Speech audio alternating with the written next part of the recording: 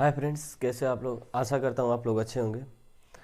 Electricity chapter से related हम पिछले कक्षा में 2-3 ठो वीडियो चढ़ा चुके हैं। तो उसी जो क्वेश्चन बचा है, मतलब जो टॉपिक बचा है उसको आगे ले चलते हैं। अब जो आगे पढ़ाएंगे, पढ़ाने के बाद इससे जो क्वेश्चन बनेंगे उसके रिलेटेड हम क्वेश्चन कराएंगे। तो आज आगे हम पढ़ने वाले हैं वैद्युत ऊर्जा। वैद्युत ऊर्जा के बारे में थोड़ा सा समझा दूं आप लोग को। वैद्युत ऊर्जा क्या होती है कि एकांक आवेश में प्रवाहित होने में जो ऊर्जा व्यय होती है वही क्या कहलाती है, वैद्युत ऊर्जा। यदि मान के चलो, यदि किसी चालक पर भी विभवांतर स्थापित किया जाए और उस पर प्रवाहित आवेश क्या हो, क्यू कूलाम हो, तो लगने वाला जो वैद्युत ऊर्जा होता है W बराबर V गुणित का Q। मतलब वैद्युत ऊर्जा W बराबर क्या होता है, V इंटू का Q। अब ये समझना, विभवांतर तथा आवेश का गुणनफल, एक दूसरे शब्दों में भी कह सकते हैं कि विभवांतर तथा आवेश का गुणनफल किसके बराबर होता है, वैद्युत ऊर्जा W के बराबर होता है। अगर इसका मात्रक हम देखेंगे, ध्यान समझना, इसका मात्रक क्या होगा, विभव का मात्रक क्या होता है, वोल्ट, और आवेश का मात्रक क्या होता है, कूलाम। आवेश का मात्रक क्या होता है, कूलाम। या फिर इस तरह भी कर सकते हैं कि इसका मात्रक क्या हो जाएगा, वोल्ट कूलाम, या वैद्युत ऊर्जा, ऊर्जा का मात्रक क्या होता है, जूल। ठीक है, मतलब वैद्युत ऊर्जा क्या है कि किसी चालक में आवेश किसी चालक में आवेश प्रवाह होने में जो ऊर्जा व्यय होती है उसी को क्या कहते हैं, वैद्युत ऊर्जा। सपोज दैट, यदि हम मान लें कि चालक पर भी विभवांतर स्थापित किया जाए और उस पर प्रवाहित क्या हो रहा है, आवेश क्यू हो, तो इन दोनों का गुणनफल किसके बराबर होगा, ऊर्जा, वैद्युत ऊर्जा W के बराबर होगा। अर्थात W बराबर क्या हो जाएगा, V इंटू का Q। अब इसका मात्रक यदि पूछे तो विभव का मात्रक क्या होता है, वोल्ट, और आवेश का मात्रक क्या होता है, कूलाम। तो या फिर जूल भी होता है, तो लिख सकते हैं वोल्ट कूलाम या जूल। तो ऐसा करो, इसको स्क्रीनशॉट ले लो। इससे रिलेटेड जो क्वेश्चन डेरिवेशन कराना है, मतलब क्वेश्चन सूत्र जो है उसका डेरिवेशन आगे कराएंगे। ठीक है, इसको जल्दी से उतार लो।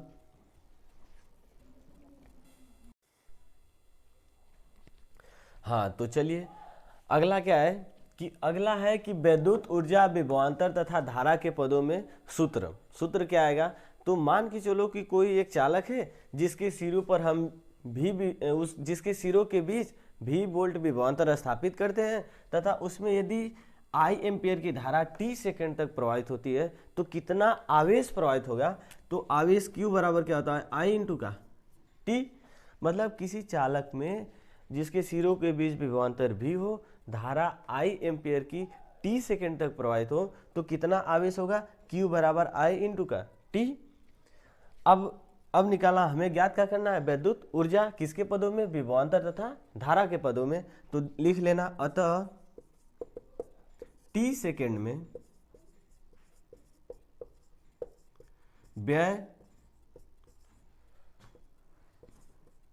वैद्युत ऊर्जा, अतः t सेकंड में व्यय वैद्युत ऊर्जा। वैद्युत ऊर्जा के लिए सूत्र अभी बताया, W बराबर क्या होता है, V इंटू का Q। चूंकि क्या बताया है अभी, Q बराबर I इंटू का T। अब ये Q की वैल्यू इसमें पुट कर दो, तो W बराबर क्या हो जाएगा, V इंटू I इंटू का T। अतः W बराबर क्या हो जाएगा, V इंटू I इंटू का T। अब एक चीज समझना कि यह वैद्युत ऊर्जा विभवांतर धारा के पदों में क्या सूत्र आया है, W बराबर VIT। अब इसका मात्रक क्या होता है, इसका मात्रक, वैद्युत ऊर्जा का मात्रक बताए हैं अभी, जूल। क्या बताए हैं अभी, जूल बताए हैं। अब आशा करता हूं आप लोग समझे होंगे। इसको जल्दी से स्क्रीनशॉट ले लो या फिर उतार लो जल्दी से। चलिए, तो अगला क्या है, अगला है कि वैद्युत ऊर्जा धारा तथा प्रतिरोध के पदों में संबंध। मतलब अगला डेरिवेशन है कि वैद्युत ऊर्जा धारा तथा प्रतिरोध के पदों में संबंध क्या होगा। देखो, यदि मान के चलो कोई चालक ले लो जिसके सिरों पर, मतलब चालक पर प्रतिरोध कितना हो, R ओम का हो, तो ओम के नियमानुसार बताए थे V बराबर I इंटू का R। मतलब V बराबर क्या होता है, I इंटू का R, किसके अनुसार, ओम के नियमानुसार।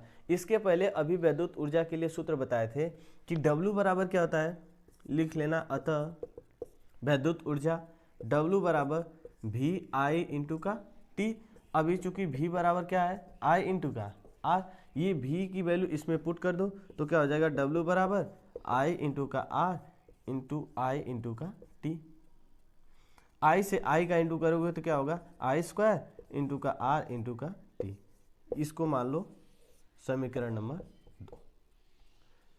इसके पहले जो अभी W की वैल्यू निकाले वो समीकरण 1, और ये वैल्यू जो है वो समीकरण 2। किसके किसके पदों में, धारा तथा प्रतिरोध के पदों में। वैद्युत ऊर्जा का सूत्र कितना आया है, W बराबर I स्क्वायर R इंटू का T।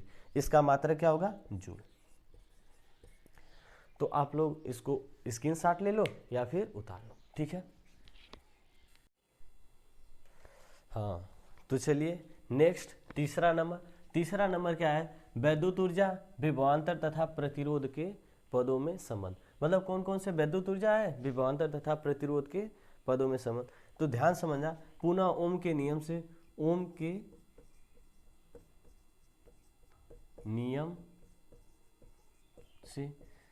जब ओम के नियम से करोगे तो क्या होगा, V बराबर I इंटू का R होता है, तो I बराबर क्या हो जाएगा, V बटे का R। और ये I की वैल्यू समीकरण नंबर 2 में रख दो। समीकरण नंबर 2 अभी क्या निकाले हो, W बराबर I स्क्वायर R T। अब I की वैल्यू रख दो, लिख लेना, चूंकि I बराबर V बटे का R। तो W बराबर क्या हो जाएगा, V बटे का R का होल स्क्वायर इंटू का R इंटू का T। तो W बराबर क्या हो जाएगा, इसका स्क्वायर करोगे तो V स्क्वायर, नीचे R का करोगे तो R स्क्वायर इंटू का R इंटू का T। तो R से R हम काट सकते हैं, तो W बराबर क्या होगा, V स्क्वायर T बटे का एक R नीचे बचा है तो इसको R उतारो। यही हमारा क्या है, फाइनल सूत्र है। इसको मान लेते हैं समीकरण नंबर 3, ठीक है। तो ये क्या है, वैद्युत ऊर्जा के लिए किसके किसके पदों में, विभवांतर तथा प्रतिरोध के पदों में W बराबर V स्क्वायर T बटे R। इसका भी मात्रक क्या हो जाएगा, जूल। तो आशा करता हूँ आप लोग समझे होंगे। तो आज के लिए बस इतना काफ़ी है। अब इससे रिलेटेड हम कल क्वेश्चन जितना हो सके उतना हम क्वेश्चन कराएंगे। तो आप लोग हमारे चैनल से जुड़े रहिए। जय हिंद, आई लव यू।